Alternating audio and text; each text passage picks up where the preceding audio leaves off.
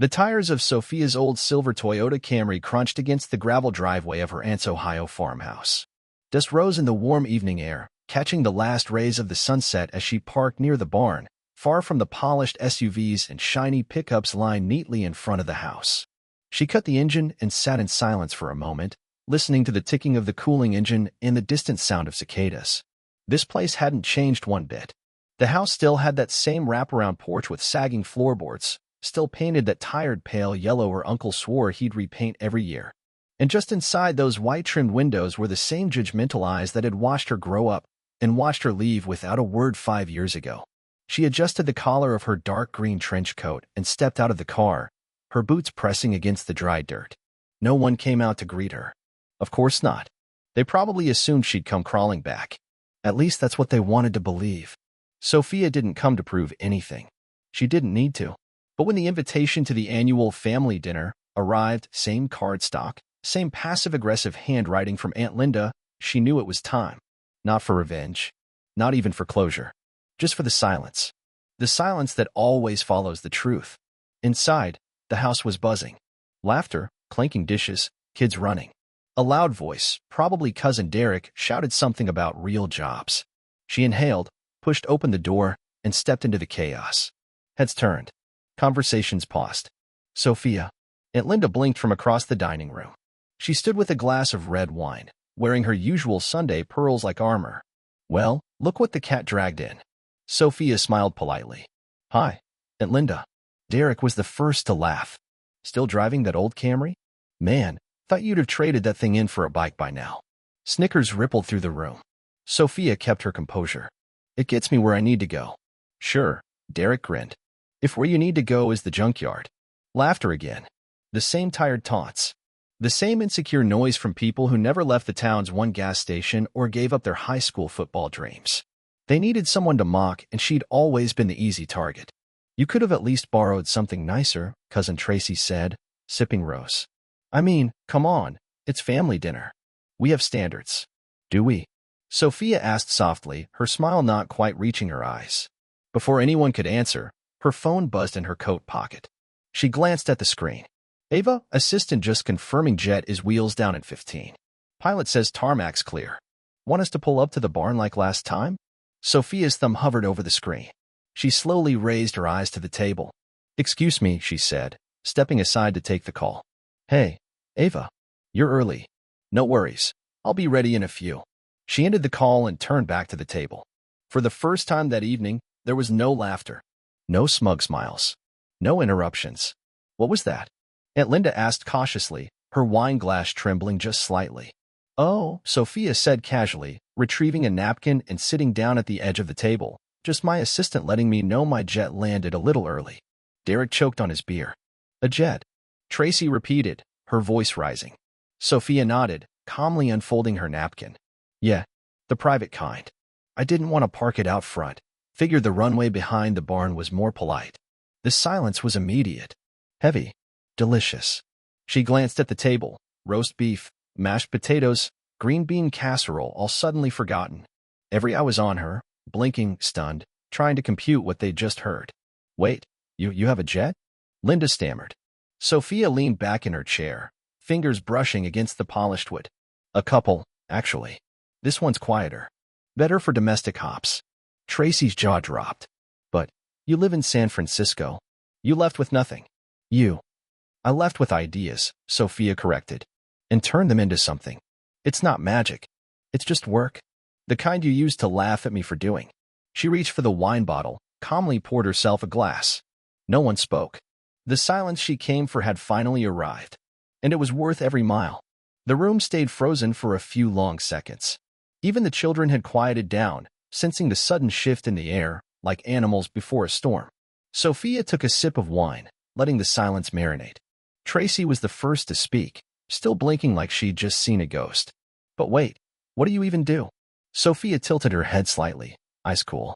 I run a startup in Silicon Valley. We develop decentralized AI security tools for high-risk sectors, finance, aerospace, defense. She smiled, watching Tracy's face try and fail to follow. Our latest round closed at $180 million. The room gasped, quietly, but audibly. Aunt Linda's mouth opened, then closed again, as if she were trying to recall what Series B meant from a headline once. Derek scoffed, clearly scrambling to regain control. Well, sure, but anybody can say they're rich. I could call an Uber and pretend it's a limo. Sophia didn't flinch. You're welcome to meet the pilot. Or check the tail number. It's registered under my company's Delaware holding. Derek looked like someone had just taken a swing at his pride. You're bluffing. She didn't even respond. She just looked at him, calm, steady, completely unmoved. And that infuriated him more than anything she could have said. Across the table, Uncle Jim cleared his throat. So, you're living out west now. Mostly, she said, setting down her glass. I also keep places in Seattle, Austin, and a loft in Tribeca. But San Francisco's home base. The silence returned. Even the forks had stopped scraping plates. Sophia could almost feel their hunger, not for food anymore, but for understanding. How did the family outcast, the dreamer, the weird kid with the notebooks, end up jetting between tech capitals while they were still fighting over who hosted Thanksgiving? You always thought you were better than us, Tracy mumbled, bitterness creeping into her voice. No, Sophia replied calmly. I just knew I wanted something different. You all made it clear that made me wrong. Because you were always looking down on us. Tracy snapped. Sophia set her wineglass aside and leaned forward slightly. Her voice was still even, but firmer now. No, Tracy. I was quiet. And you all mistook that for arrogance. I wasn't judging you. I was just busy building what you couldn't see. You think you're so special now, Derek muttered. Sophia's eyes narrowed just slightly. I don't need to think it. I know what I've built. I know what I've overcome. I was laughed out of this house for wanting more than a cashier job at the co-op. I was told to be realistic. And now I employ 143 people. So no, Derek, I don't think I'm special. I am. Aunt Linda placed her fork down with a sharp clink. There's no need to be rude, Sophia. Sophia turned her gaze toward her aunt. I've been silent for years, Aunt Linda, letting everyone here mock me, humiliate me, belittle me behind fake smiles and polite dinners. If my truth sounds rude, maybe it's because this family only respects lies and silence. For a moment, no one could move. Then, suddenly, her phone buzzed again. Sophia glanced at the screen. Another message from Ava. Ava, jet is ready. Tarmac secure. Shall we pull around to the drive? Sophia stood. Well, she said, brushing off her coat. This has been enlightening. You're leaving? Tracy asked, voice shrill. I think I've had my fill of dinner, Sophia replied. Besides, I have a meeting in New York tomorrow. And I promised myself I wouldn't waste time on rooms that only clap once you're rich. She walked toward the door, her heels echoing on the hardwood floor. Just as her hand touched the doorknob, Derek called out. Hey, Sophia? She paused. Do you think you could help me with a resume? She didn't turn around. I think, she said softly, you're not ready to work for someone you used to laugh at. And with that, she opened the door. Outside, the night air was crisp, the sky wide and clean. Headlights appeared in the distance, growing closer, gliding along the gravel in smooth precision. The sleek black SUV came to a gentle stop at the edge of the barn. The driver stepped out and opened the door. Sophia smiled. Time to fly. The SUV door closed behind her with a soft thunk, sealing out the noise of the farmhouse and its stunned occupants. Sophia leaned back against the buttery leather seat, exhaling slowly.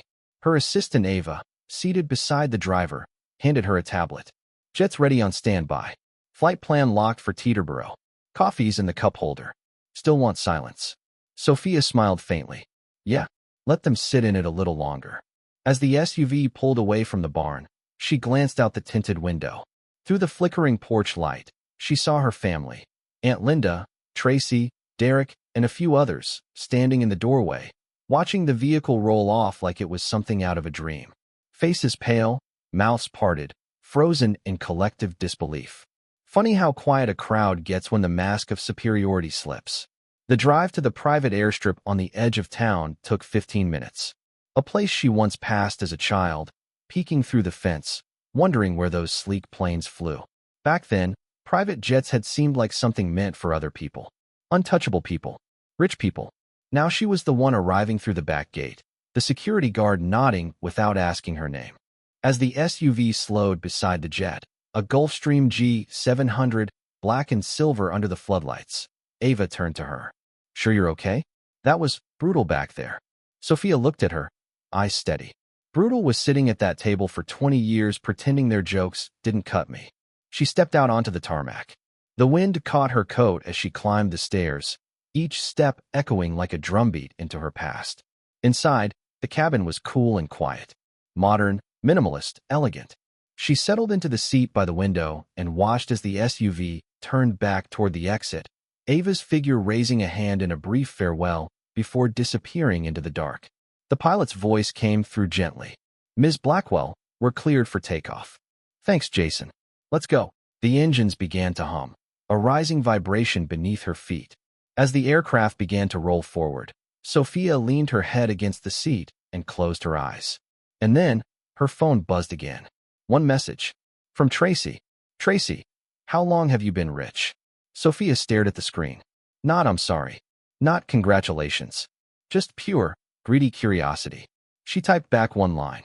"Sophia, long enough to never need this conversation." She powered off the phone. As the jet lifted into the sky, the town below faded into a wash of dark and gold. A place filled with people who had laughed too early and questioned too late. The very ones who once said she'd end up alone, broke, forgotten. Now she was above them. Literally. Metaphorically. And they knew it. She reached into her bag and pulled out a small leather journal, the same one she'd scribbled in as a teenager. Ideas, inventions, quotes. On the inside flap were the words she wrote the night she left Ohio. "Let them doubt you. Their silence will be the loudest applause." Tonight, she finally heard it. Loud and clear. 37,000 feet above the Midwest, Sophia reclined in her seat, sipping from a crystal glass of chilled white wine. Outside, the world was pitch black and silent, broken only by scattered lightning in the far-off clouds. The cabin lights were low, the hum of the jet like a lullaby, a sound she'd grown to love. A sound that whispered, "You made it." But she wasn't alone. Across from her, in the opposite seat, sat an older woman. Nervous, out of place, clutching a worn brown purse in her lap like it might vanish. Her eyes darted to the gold-stitched leather seats, the polished brass fixtures, the touchscreens embedded into every surface. It wasn't Tracy, or Aunt Linda, or Derek. It was Mrs. Halvorson, Sophia's high school librarian. She'd found her outside the farmhouse, standing by the curb as the family dinner wound down. The only person who hadn't laughed at Sophia when she was younger. The only one who had once whispered, "Don't listen to them. The world's bigger than this place." When Sophia rolled down the window, the woman had gasped. "Sophia, need a ride?" she'd asked with a smile. "I've got an open seat." Now, at cruising altitude, Mrs. Halvorson still couldn't believe it. "I thought you were joking. But this is a plane. Your plane." Sophia laughed softly. "Crazy, right?"